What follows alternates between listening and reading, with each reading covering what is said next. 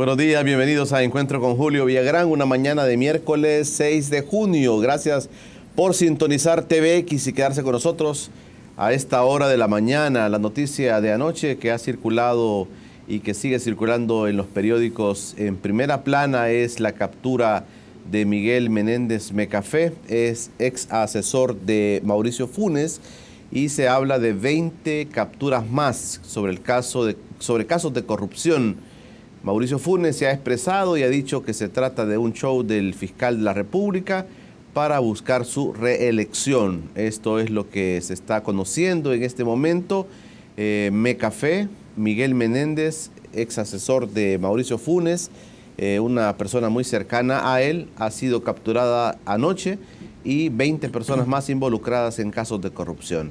Como digo, el presidente Mauricio Funes ya está diciendo a través del Twitter que se trata de acciones del fiscal de la República que buscan su reelección, Esa es la noticia que tenemos y con la que amanecemos en el país este día. Hoy vamos a hablar sobre la influencia que los medios de comunicación tienen sobre nuestras decisiones políticas, cómo los medios de comunicación, ahora con tanta tecnología que tenemos, cómo ellos están presentándonos la realidad del país, o cómo están también llevándonos a creer algunas cosas y dejar de creer en otras. Eso es la apuesta para esta mañana. Me acompaña ya el periodista y comunicador social Eric Rivera, mi buen amigo, que está para poder platicar sobre estos temas. Eric, gracias por aceptar esta invitación. Gracias al programa y gracias a ti particularmente, Julio. Creo que es una oportunidad valiosa de poder expresar algunas opiniones, y en lo que pueda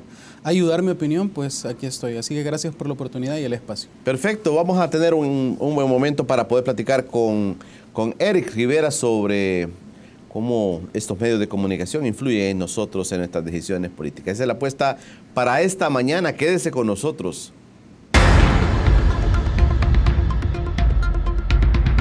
Estamos ya en Encuentro con Julio Villagrán. Gracias por quedarse con nosotros. Este espacio lo puede ver en retransmisión a las 11 de la noche, pero también puede buscarnos en nuestro canal de YouTube, Informa TVX, y va a encontrar este y todos los programas que aquí estamos emitiendo. Hoy me acompaña el periodista y comunicador social Eric Rivera para platicar sobre los medios de comunicación, sus influencias sobre nuestras decisiones políticas. Eric, quiero comenzar planteándote el hecho de que al hacer las evaluaciones del gobierno después de las elecciones, hoy con el aniversario del cuarto aniversario del gobierno del profesor Sánchez Serén, se habla mucho y ellos han aceptado, el gobierno ha aceptado, que uno de los principales problemas que han tenido es la comunicación, que se han comunicado mal con el país, que han comunicado mal lo que están desarrollando. Alguna gente, las críticas han sido drásticas, muy fuertes. Las mismas encuestas demuestran lo que está percibiendo la gente de cómo estamos siendo gobernados por el profesor Sánchez Serén. Una gran influencia en los medios de comunicación. Por otro lado, el gobierno admite también que ha invertido muy poco en la comunicación. En primer lugar, ¿cómo te parece esto que se está diciendo después del 4 de marzo? Bueno, es una pregunta que creo yo que debe hacernos retroceder un poco en el tiempo por dos tipos de contextos. Primero, el contexto de una presidencia anterior marcada por lo que yo creo, a título personal, pues, una buena estrategia de comunicación, que era el gobierno de Mauricio Funes. Al margen de lo que se pueda decir del tema de la transparencia, de la probidad, desde el punto de vista de la comunicación estratégica, creo que fue un gobierno que le apostó a eso. Pues Mauricio fue un periodista, un entrevistador muy famoso, y además de eso creo que era muy lúcido en algunas ideas sobre ese tema particularmente, pues. Ese es un contexto inicial. Luego, el segundo contexto es el arranque, ¿verdad?, de la visión de las comunicaciones en este gobierno, en el gobierno del profesor Salvador Sánchez Serén. Con una persona con diferentes características. Con una persona con diferentes características. Obviamente, en principio uno espera unos cambios, ¿verdad? Uno espera una transformación, o por lo menos espera que va a haber una ruta distinta. Pero lo que sucedió, aunque fue una ruta distinta, creo que vino en detrimento del éxito del que gozó la administración anterior en temas de comunicación política. ¿Por qué te lo digo? Porque yo creo en principio que la noción de lo que debieron ellos prever sobre la realidad mediática salvadoreña no la asumieron como un rol necesario de plantearse a la hora de la planificación, a la hora también de cuál va a ser la postura pública. Asumir, por ejemplo, que un programa como Casa Abierta o como Gobernando con la Gente, todos estos programas iban a tener un rol protagónico dentro del tejido de las comunicaciones o de lo que la gente percibe de la realidad política, fue un error. Y ahora está más claro, pues, perdón. Además de eso, creo que la imagen del presidente ha venido desgastándose a partir de su divorcio con los espectadores, con el público en general. Alguien en algún momento en Capres decidió que él ya no debía afrontar cierto cuestionamiento de la prensa. Al presidente ya no se le veía en ruedas de prensa, o por lo menos luego de algún evento, él ya no enfrentaba a los periodistas en el buen sentido de la expresión, claro, sino que como que alguien asumió que su imagen debía ser apartada de eso. Y ahí ha habido una especie de desgaste. Luego hay un contexto un poco más profundo, que creo yo que ya amerita un análisis un poco más profundo, que creo que han descuidado la comunicación digital, los medios digitales, han descuidado esa nueva realidad que se está tejiendo. Algunos académicos ahora hablan de la posverdad en los medios de comunicación, que tiene que ver más con las sensaciones. Uno puede cuestionar eso. Uno puede cuestionar, por ejemplo, la credibilidad, o puede cuestionar la ética de algunos medios digitales, o puede cuestionar la posverdad de estos medios que a veces acuden más a las sensaciones, al romanticismo, acuden más a los sentimientos que a la verdad en sí. Pero el hecho de que los cuestiones académicamente o profesionalmente no significan que sea una realidad que deberían dejar de lado. Y creo que Casa Presidencial, creo que el gobierno del FMLN descuidó toda esa realidad. De esa realidad parte, valga la redundancia, parte ahora una especie de contradicción entre lo que el gobierno plantea y lo que aparece en los medios de comunicación. El gobierno habrá hecho muchas cosas buenas, y estoy seguro de eso. El gobierno no es el peor de la historia, el gobierno de Salvador Sánchez Serén. Este presidente no es un presidente corrupto, pero en el imaginario que se ha tejido a través de la posverdad, a través de los medios digitales, a través de las redes sociales, lo que queda en la gente es un gobierno nefasto, un presidente lamentablemente bobo para algunos, pues, a pesar de que eso no sea la verdad en sí. Entonces creo que el gobierno descuidó, primero, para hacer un resumen, esos dos contextos iniciales, ¿verdad? Y segundo, la realidad de los medios digitales, que lo terminó pues apabullando, ¿verdad? La realidad terminó siendo avasallante contra la imagen del gobierno. Mira, Eric, pero digamos, en ese contexto, por ejemplo, los gobiernos deben estar, y sobre todo estos dos gobiernos del FMLN, debieron estar conscientes de que iban a tener a buena parte, o digamos, o los medios de comunicación más fuertes del país, casi que en su contra. Por ejemplo, se dice claramente, pues se ve claramente que los matutinos, por ejemplo, son medios de derecha. Y su ataque, digamos, o su perspectiva de la función gubernamental siempre va a ser o crítica o más que crítica, o de ataque en muchas ocasiones. Pero ellos, conscientes de eso, debieron haber planificado, así como Funes lo hizo. Este gobierno tal vez no lo hizo así. Y otro elemento que aparece ahí es cómo vas a comunicar lo que estás haciendo. Algunos hablan de que la apuesta de Eugenio Chica fue mala, que se comunicó muy mal, que comunicó muy mal las cosas que estaban pasando en Capres, por ejemplo. Sí, bueno, el contexto de los medios tradicionales es un poco más amplio, ¿verdad? Efectivamente, yo estoy de acuerdo con vos en el sentido de que los medios tradicionales en El Salvador, que ejercen un tipo de poder, un poder hegemónico también político, ¿verdad?, está más decantado hacia la derecha. Eso no tengo yo la menor duda. Y no es algo que solamente se mira sobre la superficie, sino que hay estudios al respecto. Se puede hacer incluso historiografía sobre el tema de cómo ellos han tratado en el pasado el caso Romero, ¿verdad? En los 80, cómo trataron el tema de la guerra, cómo informaban, quiénes eran sus fuentes. Es decir, eso no está en cuestión. Incluso, en un sentido todavía más hondo, periódicos como el Diario de Hoy, ¿verdad? Que tienen una visión todavía, no solamente desde el punto de vista político, sino que también desde el punto de vista más profundo en lo ideológico, más profundo en los modos de ver la realidad, sobre temas como lenguas originarias, aborto, religión, etcétera. Entonces, esa construcción de la realidad, yo creo que el gobierno o los gobiernos de izquierda en El Salvador debieron tenerla clara. Y no creo que no la tengan clara. Lo que pasa es que creo que no dimensionaron el problema que se podía ocasionar si no había una especie de contrapropuesta. Las contrapropuestas que han surgido en el escenario mediático no han sido lo suficientemente poderosas para contrarrestar esa realidad. Por ejemplo, el aparecimiento de medios de comunicación como Gen TV, ¿verdad? Que nació como una apuesta novedosa, pero terminó convirtiéndose también en un espejo panfletario de otros medios de comunicación de ultraderecha.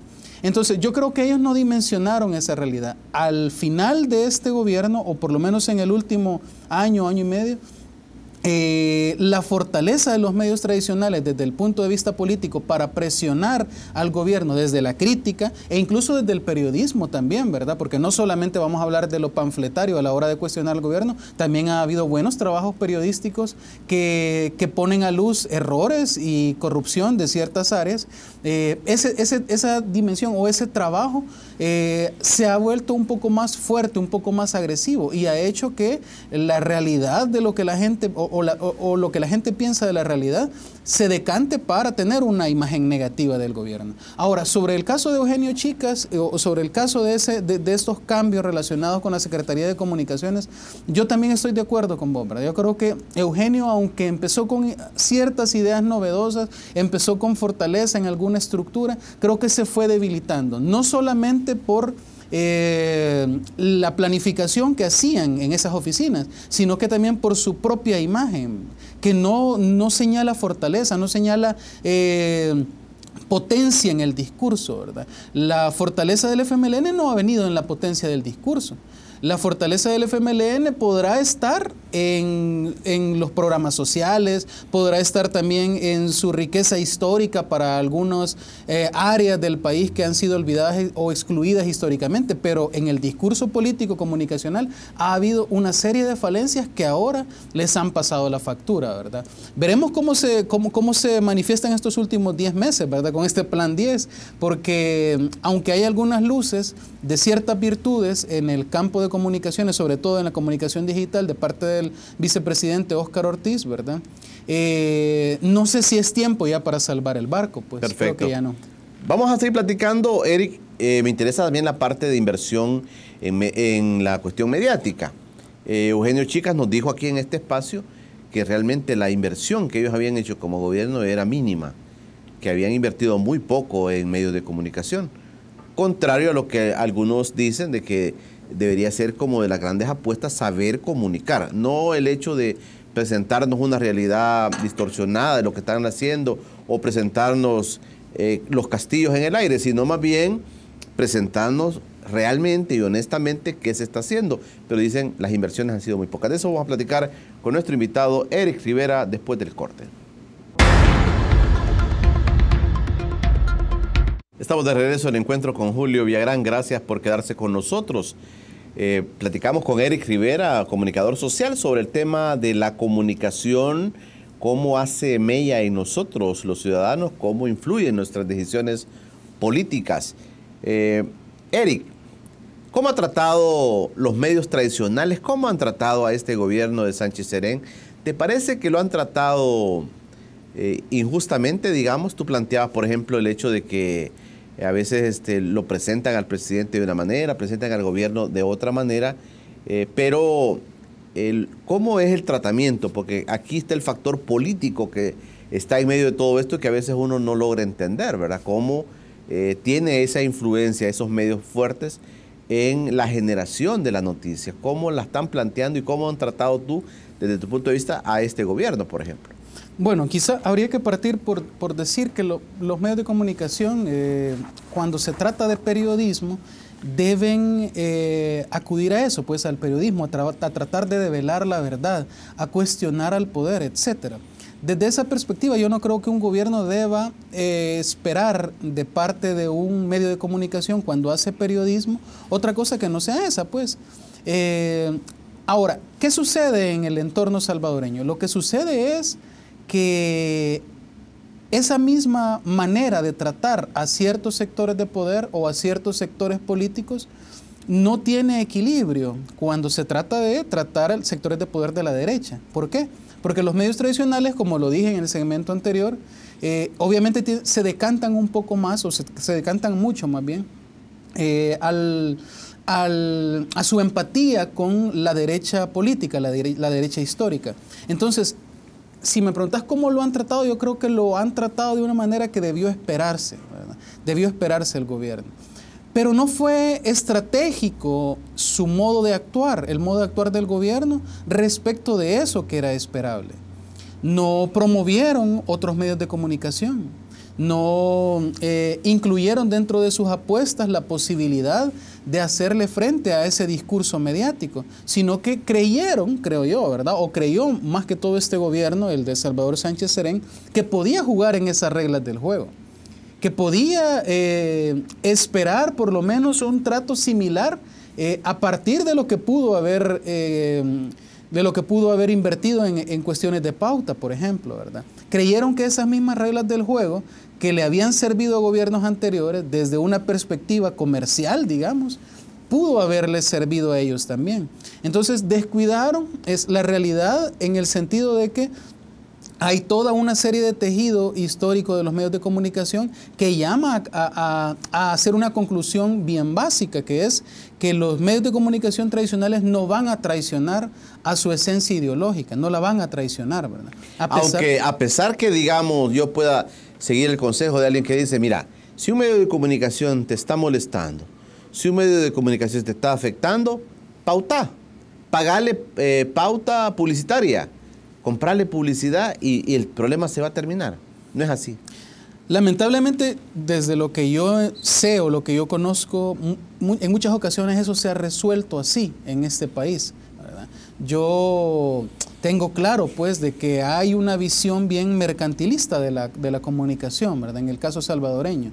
Y lo que vos decís es, de alguna manera, una realidad que uno percibe en el ambiente, no solamente de los medios tradicionales. De repente yo veo un medio digital que empieza a cuestionar mucho a una constructora por una casa, por una demanda de un habitante de una residencial hacia una casa, omito el nombre,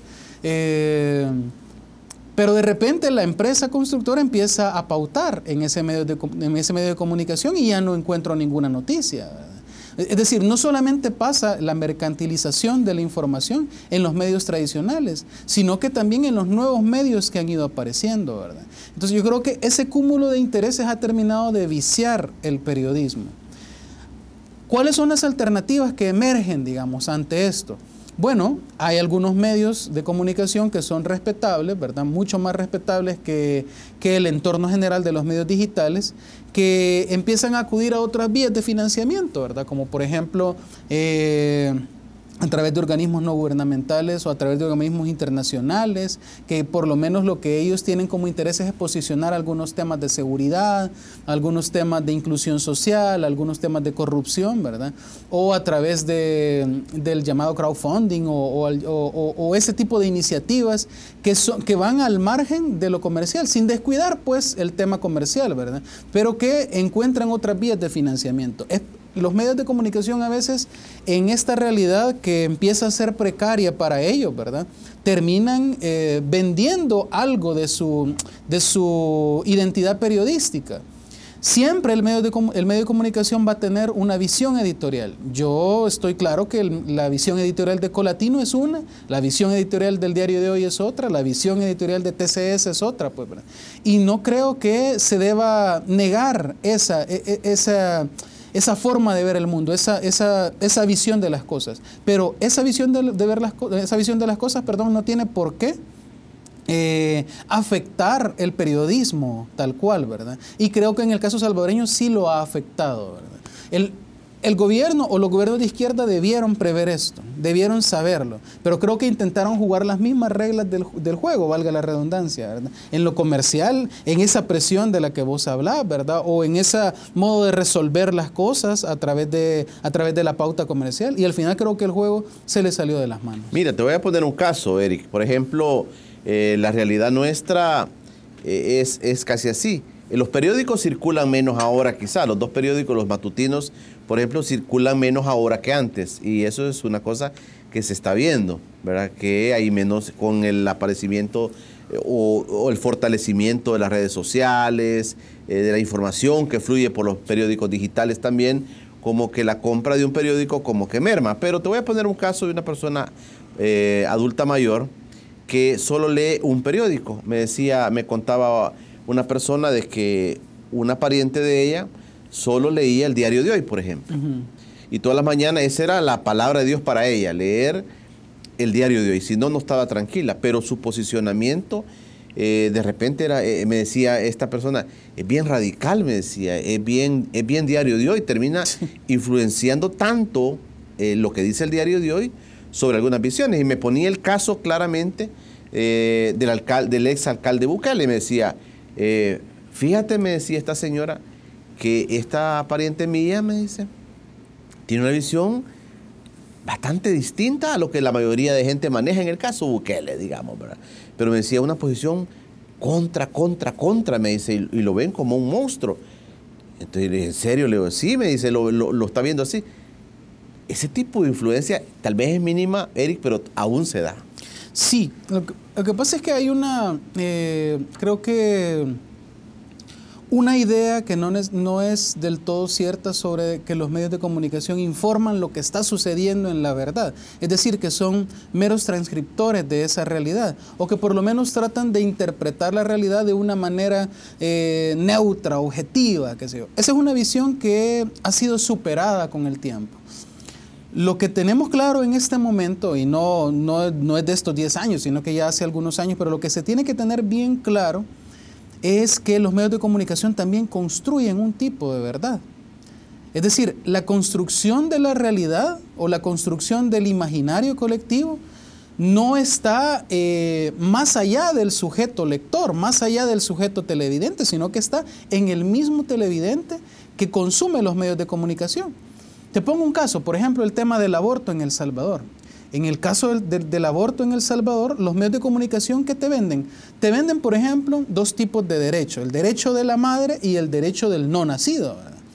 Te lo venden. Entonces, si la madre intenta luchar por sus derechos, su derecho a la vida, por ejemplo, cuando hay algún riesgo a la salud, lo que sucede es que ponen en cuestión el otro derecho, y empiezan a asumir cosas que la ciencia por lo menos no ha determinado sobre qué es la vida, cuándo comienza la vida, o si lo ha determinado en algún momento, pero hay una serie de debates al respecto. Pero ese debate no se ve en los medios de comunicación. Tampoco se ve, por ejemplo, los errores jurídicos respecto de cómo se juzga a la mujer pobre en El Salvador en estos casos. Tampoco se pone en cuestión, por ejemplo, los peritajes médicos que se le hacen a las supuestas agresoras o a las supuestas mujeres a las que se les acusa de esto. Entonces, esa confrontación es una construcción mediática también. Si la construcción mediática fuera diferente, si la construcción mediática me diera todos los insumos del tema, ¿verdad?, la gente no tuviera en la mente, no, yo soy pro vida, no, es que vos sos contra la vida, ¿verdad? Eso es lo que la gente ha construido sobre el tema del aborto en El Salvador. Pero no será, Eric, que por ejemplo, hasta los políticos les da miedo hablar de estos temas. Sí, también. Porque dicen, somos conservadores, este país es muy conservador y el medio de comunicación no lo trata de esa manera como tú lo estás poniendo, porque si no, dice la gente, se va a formar de otra manera. Igual el político a veces dice, no lo digo, no tomo posición porque si no me resta votos, me resta la simpatía de la gente. Sí, es una hipocresía de parte de algunos políticos, sobre todo algunos políticos de izquierda, ¿verdad? Yo puedo esperar de políticos de derecha cierta mezquindad en ese tema, ¿verdad? O en otros, como por ejemplo el matrimonio igualitario entre personas del mismo sexo, o en otra serie de temas que son de rigor cuando uno piensa en lo liberal, en lo progresista. Pero cuando escuchas palabras o escuchas planteamientos que se van por la tangente de parte de algunos políticos de izquierda, siento como que ahí lo que sucede es un cálculo ante la opinión pública, debido a la misma construcción de los medios de comunicación, pues. Volviendo al punto anterior, creo que esa realidad construida por los medios puede ser llevada a un extremo tal que termina arruinando la imagen de algunas personas, como por ejemplo el caso del presidente Salvador Sánchez Serén. Al presidente Salvador Sánchez Serén lo tildan de tonto, lo tildan de incapaz, lo tildan hasta de una manera infame cuando se le habla de su edad, ¿verdad? O de su modo de hablar, etcétera. Pero esa construcción de la realidad también proviene de algunos medios de comunicación, que en la esfera digital ahora, ¿verdad?, lo han hecho o han construido su imagen, o más bien han destruido su imagen, ¿verdad?, para llevarlo a un extremo de esa naturaleza. Los medios de comunicación construyen una verdad, y la verdad que han construido, por lo menos en el contexto actual, ha sido negativa en extremo, ¿verdad?, a algunos personajes de la vida pública, y han elevado a otros, ¿verdad?, hacia una esfera que realmente no se corresponde con la realidad. Perfecto. Vamos a ir platicando de esto, vamos a hablar de redes sociales también, y lo último que estás diciendo, por ejemplo, posicionar a algunas personas que no han estado a la vista pública, posicionarlas con una presentación diaria.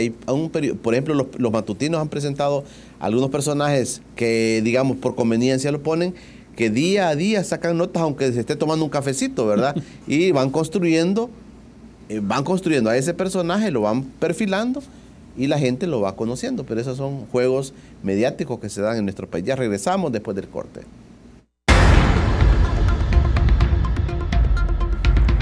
Estamos de regreso en Encuentro con Julio Villagrán, una interesante entrevista con nuestro amigo Eric Rivera, es un periodista, hablando sobre las estrategias de comunicación que se nos presentan, cómo nos influyen, cómo estamos siendo influenciados nosotros con el tema mediático. Hay construcciones, como tú dices, Eric, sobre personajes, por ejemplo, en la vida política nacional, que son bien o son mal vistos por algunos medios de comunicación. Sí, bueno, existe te voy a poner el caso de Carlos Calleja, por ejemplo. Yo no tengo nada contra él, pero la construcción que han hecho los medios de comunicación de su imagen exagera en el sentido de la pauta diaria, en el sentido de qué tipo de cuestión tiene valor noticia.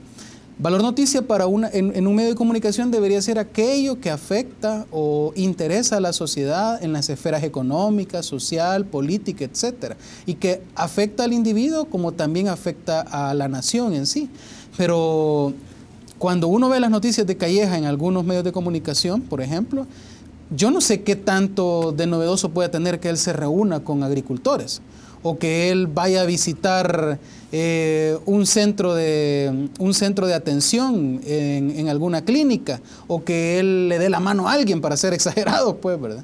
Entonces los medios de comunicación, algunos medios de comunicación han creado esta pauta diaria a favor de ciertos personajes, ¿verdad?, que los hacen de alguna manera estar siempre presentes en el imaginario colectivo. No importa lo que digan, no importa lo que estén haciendo, no importa que eso que ellos estén informando no tenga ningún valor noticia, pero están ahí, aparecen en portada, en algún evento reunido con empresarios. ¿Qué de importante tiene que Carlos Calleja se reúna con 10 empresarios? O que se reúna con militantes de arena en un lago de El Salvador. ¿Qué tiene eso de importante? ¿O por qué tiene eso valor noticia? Sin embargo, ese cuestionamiento no entra. Y si vas más a la profundidad de la nota incluso, percibís que el discurso es pobre, su discurso político es pobre. O percibís que lo que está diciendo no tiene fundamentos reales con lo que pasa en El Salvador. Pero a pesar de que no tiene fundamentos reales, el medio trata de rescatar por lo menos algo, ¿verdad?, Y ahí vemos una construcción también de la realidad. Pasa lo contrario con algunos otros. Sí, perdón, pero en el caso de Callejas, por ejemplo, la construcción es de llevarlo a posicionarse como un exitoso empresario, por ejemplo. Como una persona que aspira a ser presidente de la República, pero que es exitoso empresario. Y que el hecho de que se pueda tomar un café con algún desconocido es noticia. Es la construcción esa. O sea, tienen claridad en lo que están construyendo. Pero fíjate bien, tienen una claridad y de ahí viene el tema también, pues sí, ¿verdad? La construcción ideológica de la que hablábamos antes. Pero fíjate bien lo que me has dicho. Un exitoso empresario. Pero ¿sabe el salvadoreño lector de los medios de comunicación, de los periódicos, qué empresas ha creado o por qué realmente es empresario exitoso? Él levantó un negocio de la nada y lo hizo florecer. O él cuántas empresas ha creado, pues. O incluso si nos vamos más a lo profundo de esto, ¿qué alianzas con otros empresarios ha creado para favorecer a los salvadoreños? O se cuestionan estos medios, por ejemplo, los derechos laborales. No estoy diciendo que sean vulnerados, solamente que se cuestiona de alguna manera los derechos laborales en algunas de sus empresas. ¿Sí o no? ¿Se cuestiona sí o no eso? O hay una investigación sobre cómo obtuvo los recursos para su empresa. No hay nada de esto. Pero, bueno, es una empresa de la familia. Pero se construye la idea de que él es un exitoso empresario, pues, tal como vos decís. Y se va a seguir construyendo porque faltan varios meses, ¿verdad? De aquí a que llegue la elección presidencial. Esto sucede porque, además de que los medios de comunicación tienen una visión política, económica sobre la realidad, una visión ideologizada, pues, ¿verdad? Que es normal, todos los medios de comunicación del mundo tienen una visión editorial que pasa por lo ideológico. A pesar de eso, también tenemos un lector salvadoreño que no tiene los instrumentos adecuados para interpretar a los medios de comunicación. No tiene el instrumental adecuado. Fíjate que aquí en el estudio tuve a Francisco Valencia, director del Colatino, y él dijo, él dice abiertamente, y lo dijo acá, yo soy un hombre de izquierda, y el periódico es un periódico de izquierda, y lo lee la gente sabiendo de que se va a encontrar realmente parte de la verdad, que es la parte de la izquierda, lo dice así abiertamente. Sí, pero entonces Francisco está renunciando al periodismo, ¿verdad? Porque una cosa es que él tenga una visión, y está bien, la puede tener. Una cosa es que incluso en su editorial tenga una visión de izquierda, pues, ideales de izquierda. Eso a nadie se le niega ese derecho, pues. Pero que esa visión de izquierda, totalmente decantada hacia favorecer unos intereses, en este caso de izquierda, contamine el periodismo o el ejercicio periodístico, eso es negativo. Tanto como lo es en el diario de hoy, cuando hablamos lo que tiene que ver con su visión de mundo, por el conservadurismo, por su visión un tanto mezquina de ciertas realidades progresistas, etc. Pero también en Colatino, eso es renunciar al periodismo. Él tiene derecho a salir con una bandera o decir lo que quiere en otros programas, ¿verdad? Sobre su visión de las cosas, sobre su pasado relacionado con los movimientos de izquierda, etc. Eso no está en cuestionamiento.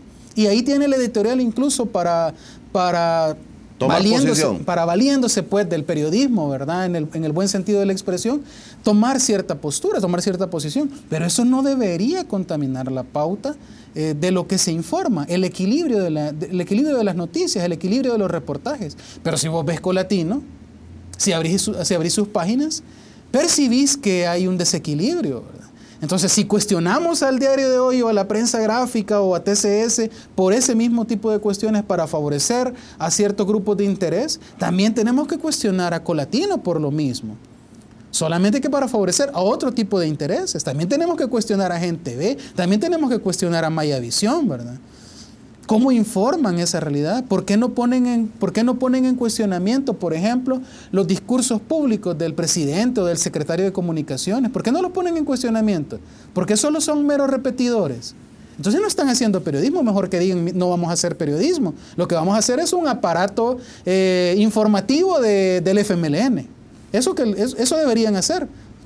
La gente que los lee, ¿verdad?, va a seguir leyéndolos. Por otro lado, quería preguntarte también, aparte de Callejas, al otro lado también está la figura de Nayib Bukele, que muchos dicen es una persona mediática. Es un político mediático que juega mucho con los medios de comunicación y que se posiciona mediáticamente. Inclusive, la derecha ha llegado a decir, o algunos detractores de él han llegado a decir, que es un hombre de redes, ¿verdad? Que es un hombre de redes, que es un hombre que aparece en redes, pero que realmente no significa mucho políticamente.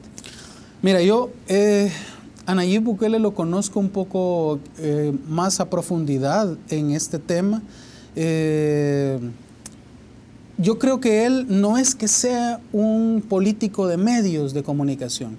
Realmente lo que yo sí creo es que él ha conseguido construirse como una figura que está en contra de esta realidad mediática. Y al estar en contra de esta realidad mediática, él asume un nuevo parlante de comunicación, que son las redes sociales, que son los medios digitales, ¿verdad? Pero lo asume de una manera tal que se ha convertido en la persona, desde el punto de vista político, pues no comercial, porque hay otras realidades también en las redes digitales, en las redes sociales. Desde el punto de vista político, el que mejor sabe usar estos medios de comunicación, estos medios nuevos, estos medios no tradicionales, ¿verdad? Su número de seguidores sigue creciendo, es muy superior al resto de políticos, ¿verdad? Además de eso, sabe posicionar ciertos temas en determinados momentos. Si él percibe, por ejemplo, que los temas que están siendo más consumidos en la sociedad, ¿verdad? Puede él obtener cierto rédito en el sentido de que puede él aprovechar esos momentos, él lo hace. Él se posiciona sobre ciertas cosas, ¿verdad? Al margen del movimiento Nuevas Ideas, ¿verdad? Del cual yo, pues sí, tengo muchos peros respecto de su ideología, respecto de la gente que lo conforma. Yo tengo mis peros al respecto. Al margen de eso, yo creo que estratégicamente él sabe utilizar las redes sociales, sabe utilizar los medios digitales y sabe construirse en relación a los medios de comunicación tradicionales. Porque, por ejemplo, si yo le pregunto a alguien muy radical del FMLN cuál es su percepción de los medios de comunicación tradicionales, de la prensa, del diario de hoy, de TCS, etcétera, va a tener una visión negativa de estos medios. Te va a dar una opinión negativa de estos medios. Eso es lo que yo presupongo, pues, ¿verdad? Si le pregunto a Nayib Bukele, también. Él en determinados momentos ha hecho prácticamente ciertas guerras con estos medios de comunicación, por X o Y motivo, o por una diversidad de temas que no vienen al caso. Pero ¿cómo aprovecha Nayib esa situación? ¿O cómo le da respuesta a Nayib a esa situación? Es muy diferente a cómo se lo da un comandante del FMLN. Él sabe utilizar otro tipo de estrategias, otro tipo de realidades que están en la comunicación hoy en día, ¿verdad? Te voy a poner el caso, por ejemplo, en el tema Nayib, por ejemplo, ha tenido que lidiar con una cuestión hasta jurídica en contra de él, de la prensa gráfica, por ejemplo. Ha tenido que lidiar el día a día de, no sé si se puede calificar como un ataque, pero una cuestión mediática de todos los días. Algunos creen, Eric, que esto, más que desfavorecer a Nayib, le ha favorecido en el posicionamiento político. Exactamente. Yo creo que la prensa gráfica cometió un error, no tanto en el tema jurídico, porque tendrá su derecho a proceder legalmente si ellos consideran que han sido vulnerados sus derechos comerciales, qué sé yo, ¿verdad? Sino que en la postura de cómo enfrentaron mediáticamente esa realidad. Si vos veías en redes sociales, por ejemplo, cuando aparecía una nueva nota sobre este conflicto con Nayib, ¿verdad? La mayor parte de comentarios era contrario a la postura de la prensa gráfica. La mayor parte de comentarios era condenando el exagerado uso del medio para posicionar el tema, ¿verdad? Entonces yo creo que la prensa gráfica no fue estratégica y quemó cartuchos muy a distiempo en el tema de las noticias, ¿verdad? Más bien los quemó con mucha antelación, ¿verdad? Ya en los últimos momentos del conflicto hasta repetía los temas que ya había publicado meses antes, ¿verdad? Entonces yo creo que Nayib salió fortalecido de ese tipo, de ese pleito, ¿verdad? Salió fortalecido en su imagen, porque él consiguió hacer o construir una idea de que él estaba siendo atacado. Él logró construir esa idea de que él estaba siendo atacado por los poderes hegemónicos mediáticos. En lugar de ser él la persona que puesta en cuestionamiento por sus conductas debido a que era gente cercana a él la que estaba en juicio, ¿verdad? Y la prensa era la que se sentía ofendida legalmente, pero a pesar de que la prensa se sentía ofendida legalmente, el entorno de Nayib logró construir lo contrario, logró construir que realmente era el status quo, era el sistema mediático el que estaba viniéndosele encima y que era una guerra que debía ganar, ¿verdad? Entonces, eso yo creo que Nayib fue mucho más estratégico, mucho más inteligente que la prensa gráfica. Mira, Eric, platicábamos con Álvaro Ortiga, el politólogo, y hablábamos sobre la construcción de los nuevos electores en el país. Es decir, una buena porción de esos nuevos electores del país son gente joven que se maneja sobre todo en redes sociales, gente joven que tiene acceso al Facebook, al Twitter, al Instagram, a todo ese tipo de redes sociales, a periódicos digitales, gente que no gasta mucho tiempo en estar viendo un noticiero, estar viendo una entrevista. Decía, esa es una gran porción que tiene el electorado hoy, ¿verdad? De gente joven. Está pesando mucho este tema. Los medios tradicionales deberían cambiar sus estrategias porque inclusive los periódicos están, como dice la gente, más delgaditos ahora, traen menos cosas. Inclusive veía un matutino de esto que estamos hablando, que la noticia económica del día era que venía el nuevo Mercedes-Benz. O sea, esa era la noticia. O sea, la gente, los medios tradicionales los está dejando de leerlos, de verlos. Mira, tendría que ver algunos estudios, pues yo no estoy seguro si cuando Álvaro Ortiga habla de este tema, toma en cuenta cuál es la visión política o cuáles son las empatías políticas de los jóvenes, pues, que saben del entorno político, que saben de los partidos, que saben de votar, etcétera. Tendría que estudiar un poco más eso, pues no sé si Álvaro Ortiga cuando lo dice, toma en cuenta todas estas variables. Lo que sí es cierto es que esa es una porción de la población electora que los medios de comunicación y que los partidos deben tomar en cuenta a la hora de tomar sus decisiones. Y deben tomar en cuenta mucho más la interacción, lo que opinan. No solamente como una idea general, no, es que los jóvenes ahora tienen siempre el celular y están chateando, etcétera. No. También saber sobre qué hablan, cuáles son sus intereses en redes sociales, ¿verdad? ¿Cuáles son sus intereses también en el sentido de, mire, no tenemos oportunidades o acabo de salir de la universidad y no sé para dónde voy porque ya puse 10 currículos y no encuentro trabajo, qué sé yo, ese tipo de cuestiones les interesan. Y creo que debe ser fundamental a la hora de tejer una estrategia. Yo creo que Nayib, volviendo al caso, ha sabido jugar un poco más con esta realidad, con esta cuestión, ¿verdad? Vamos a platicar en el último bloque sobre algunas cosas que se están diciendo en los próximos funcionarios, las personas que van a estar como siendo elegidos como funcionarios, lo van a hacer con procesos donde las redes sociales, donde todo esto va a ser preponderante. El candidato a presidente por Honduras, Salvador Nasralla, dijo que él había invertido poquísimo en su campaña política recién pasada y que todo lo había basado en redes sociales. ¿Será esto posible? ¿Será que así se pueden ganar elecciones? De eso vamos a platicar con nuestro invitado Eric Rivera. Ya regresamos. Estamos ya en el último bloque de Encuentro con Julio Villagrán. Gracias por quedarse con nosotros. Gracias a aquellos amigos, aquellos hermanos que desde Australia, desde Italia, desde España, desde los Estados Unidos, desde Canadá, nos están escribiendo, están comentando sobre nuestro programa. Gracias, salvadoreños. Esto nos acerca muchísimo. Platicando hoy con Eric Rivera sobre el tema de los medios de comunicación, su influencia en nuestras decisiones políticas. Decía Nasralla en Honduras, yo no invertí mucho en la campaña, no le pagué a los medios tradicionales esa millonada, no le pagué a las cadenas de televisión tradicionales esa millonada para que me sacaran todos los días en los periódicos, en las televisoras. Lo hice a través de redes. ¿Es esto viable? ¿Es esto así? ¿Esa es la tendencia, Eric? Mira, yo creo que las redes sociales tienen un papel determinante en la realidad política, sobre todo en el sentido de que están más cercanos a la realidad que se construye muy, muy por debajo de las cosas. Explico lo anterior.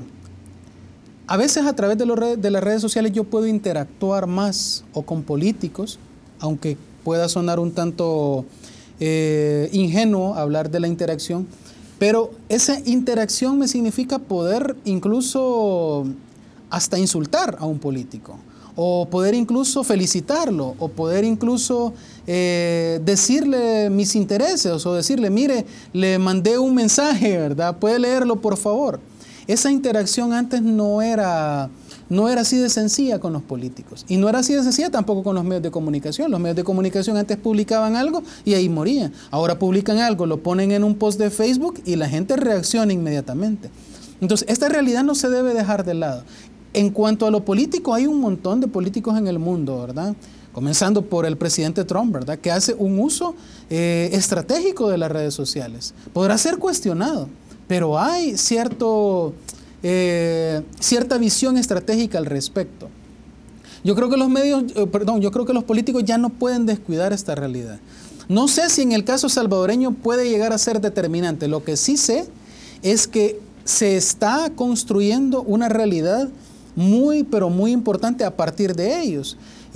Casos muy emblemáticos, por ejemplo, de usuarios de redes sociales, Walter Araujo, Mauricio Funes, o por ejemplo Nayib Bukele, ¿verdad? Que de alguna manera están muy activos en estas redes y esa actividad en redes los catapulta hacia el periodismo tradicional. Sus opiniones ahí, en esas redes sociales, son retomados en los medios tradicionales, en portadas, en temas, en titulares, qué sé yo. Y eso ya no se puede ver de lejos. Debe acudir siempre aquel que quiere ganar una elección o aquel que quiere posicionarse políticamente, tener claro que las redes sociales ya no son algo que puede cuestionarse sobre la realidad que entienden los salvadoreños o que entienden las sociedades, sino que son algo con lo que deben jugar cuando plantean estrategias de comunicación. ¿Qué mensajes son los que van a posicionar? Inclusive para el político, si tú dices, pone algo, pone un comentario. Por ejemplo, hoy Mauricio Funes dijo, mire, esto es una acción de la Fiscalía para lograr su reelección. Eso va a provocar 1000 reacciones. Sí. Eso va a provocar que la gente pueda dar su posición sobre lo que está diciendo Funes. Sí, Mauricio sabe, o por lo menos eso es lo que yo interpreto, sabe que cuando él escribe eso que vos decís, es decir, que el fiscal lo que está buscando es su reelección, existe una cantidad de medios digitales que van a tomar esa idea. Por lo menos los que son afines a sus intereses ideológicos o sus intereses personales, pues van a retomar esa idea y van a construir esa, o de ese testimonio, de esa frase van a tomar algo que les va a servir para generar opinión. Hay políticos que lo hacen instintualmente y hay otros que planifican esa realidad, ¿verdad? Entonces yo no creo que, como te digo, ya no creo que eso ya pueda ponerse en cuestión, ¿verdad? Las redes sociales han llegado para quedarse o por lo menos han llegado para ser influyentes de una manera tal que su efecto ya no es solamente hacia quienes tienen celulares, sino que pueden abarcar mucho más, o a quienes tienen celulares inteligentes, porque si Mauricio Funes dice eso en Twitter, no significa que toda la sociedad lo va a leer, porque no necesariamente la gente en todos los espacios de El Salvador tiene redes sociales, tiene Twitter, etc. Pero al retomarlo los medios de comunicación, tradicionales o no, al retomarlo algunos medios digitales, generan opinión. Y esa opinión sí llega a muchos otros públicos, ¿verdad? Entonces los medios de comunicación y los políticos en general ya no pueden huirle a esta realidad de los medios digitales, de las redes sociales, etc. El nuevo presidente de la República va a ser tiene que ser un presidente muy metido en este tema, tiene que ser un presidente muy virtual, llaman algunos, ¿verdad? Debe utilizar estos instrumentos para llegar. No debe descuidarlos más bien, Eric. Sí, yo creo que sí. Es indudable, pues, que un amplio sector de la sociedad ya no se informa como antes. Mucha gente ya no está pendiente de que va a salir en tal noticiero a tal hora, o vamos a sentarnos a ver totalmente lo que dice este noticiero, lo que pasó en el día. No, mucha gente ya se informó de la construcción de noticias desde las 10 de la mañana, desde las 8 de la mañana. Yo sé en este momento lo que está pasando con las capturas, lo que está pasando con lo que pueda decir el fiscal, lo que está pasando con lo que, con cómo ha reaccionado Mauricio Funes sobre este tema, ¿verdad? ¿Para qué tengo que yo esperar hasta la noche a escuchar otra vez a los periodistas? ¿Para qué tengo que esperar hasta mañana para que me lo informen? Yo lo puedo hacer en este mismo momento. Entonces, si los políticos entienden esto, que creo que la mayoría ya lo entiende, pues que no lo sepan usar todos de la misma manera es otra cosa, pero si los políticos aceptan esta realidad, y lo que deben hacer entonces es promover una comunicación política que se dirija a este tipo de nueva construcción de las redes digitales. Pues, si no lo hacen, quedan un poco rezagados. Y ahí vamos a ver quién de los tres, o quién de los dos, porque no se sabe todavía, va a ser la persona que usa mejor estos medios. Algunas noticias que no son tan relevantes para los medios de comunicación tradicionales o poderosos del país, que digamos no son relevantes, le dicen al periodista, no, eso no lo saques. No, a ese no lo saques. Entonces, pero hoy hay otras fuentes de información que la gente puede accesar fácilmente. Te voy a poner un caso. Ayer sacan una fotografía del periodista Raúl Beltrán, que ahora es diputado, con los transportistas, entre ellos Genaro Ramírez. ¿Y qué llegaron a hacer? Llegaron a proponer el aumento al subsidio para los buses. Yo no sé si los periódicos tradicionales lo van a destacar o lo van a poner en chiquito, pero las redes sociales, ese es uno de los temas fuertes en redes sociales en este momento. Sí, es que lo que sucede es lo que te dije antes, ¿verdad? Que hay algunas cuestiones que se construyen en redes sociales y terminan en un efecto cascada, llegando a los medios tradicionales. Al llegar a esos medios tradicionales ya no solamente se convierten en insumos para un tipo de público, para los que tienen teléfonos inteligentes, tablets, tienen cuentas de redes, etcétera, sino que también abarcan otros públicos. Al margen de eso que me parece bastante lamentable que hizo Raúl Beltrán Bonilla, ¿verdad? Porque va en detrimento de lo que la mayor parte de la población sufre en los buses, y va también y pone en cuestión cuáles son los intereses que él realmente defiende, si los de los salvadoreños en general o los de algunos grupos de poder, ya sea de políticos o ya sea grupos empresariales. Al margen de eso, creo que el hecho de que aparezca en las redes sociales le ha dado una connotación todavía más amplia, ¿verdad?, al tema. Ya no se pueden callar esas cosas. Ya no se pueden callar esas cosas. Eric, quiero agradecerte que hayas venido con nosotros. Vamos comenzando del análisis. Realmente hay cosas muy interesantes que vamos a seguir conversando, y este espacio es tuyo para que podamos seguir platicando sobre el uso de los medios de comunicación y cómo están influenciando en nosotros. Gracias por venir. Te agradezco mucho, Julio, la invitación. Es mi segunda vez acá. Te felicito también porque tu programa cada vez sigue creciendo, sigue llegando a más gente en El Salvador, y pues te deseo éxitos y ojalá que no sea la última vez que nos veamos. Perfecto, Eric, gracias por estar con nosotros, gracias a ustedes en casa por haber estado en sintonía de este espacio. Mañana una nueva propuesta. Pasen todos un feliz día.